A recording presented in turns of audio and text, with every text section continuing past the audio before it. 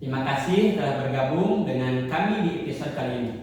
Saya Desi Supriyadi dan kita akan membahas topik yang sangat menarik dan penting dalam dunia teknologi, yaitu algoritma Brains and Bond. Algoritma ini digunakan untuk pemecahan masalah optimasi yang membutuhkan pencarian solusi terbaik dalam ruang yang sangat besar. Pasti banyak yang penasaran dengan cara kerjanya. Jadi tetap ikuti podcast ini.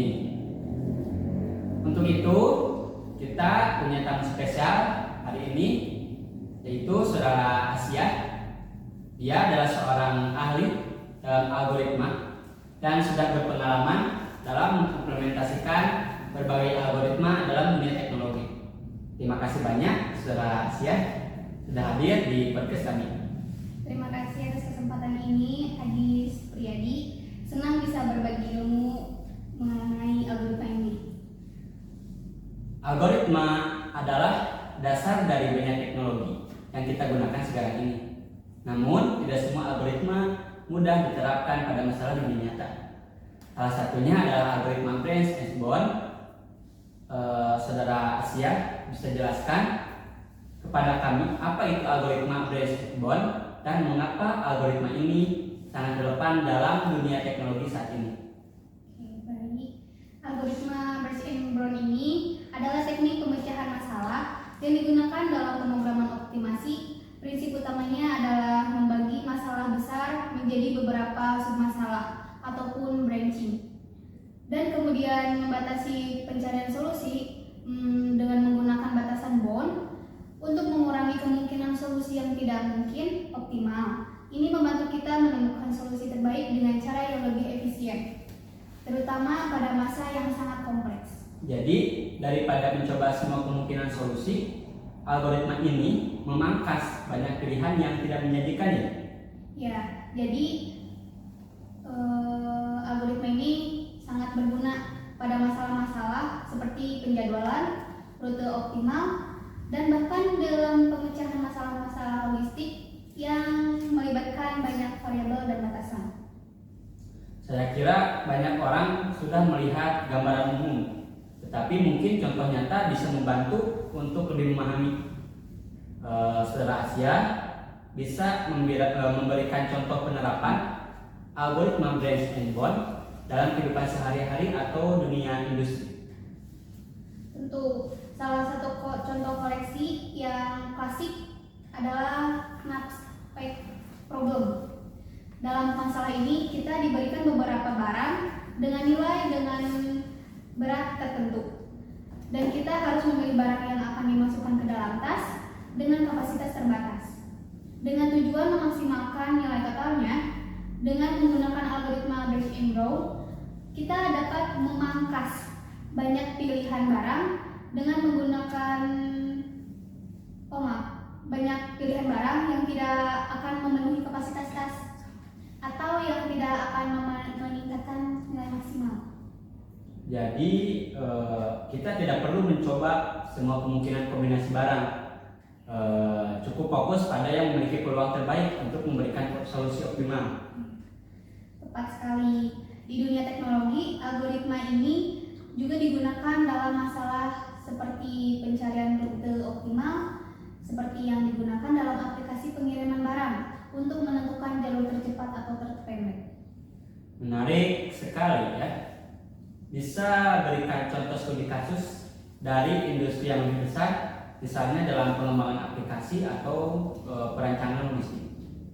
Ya, tentu dalam dunia logistik, algoritma Brains and Bond sering digunakan untuk mencari rute pengiriman optimal. Misalnya, dalam pengiriman barang menggunakan truk, kita harus merencanakan rute terbaik untuk mengantar barang ke berbagai lokasi dengan waktu dan biaya yang minim.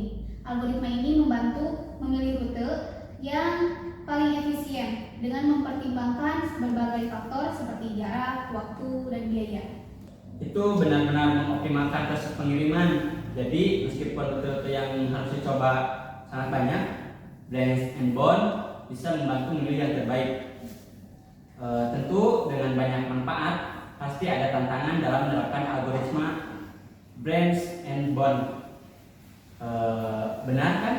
Betul. Apa tantangan utama yang sering dihadapi oleh pengembang? Oke, salah satu tantangan utama dalam algoritma Bayes and Brown adalah kompleks waktu.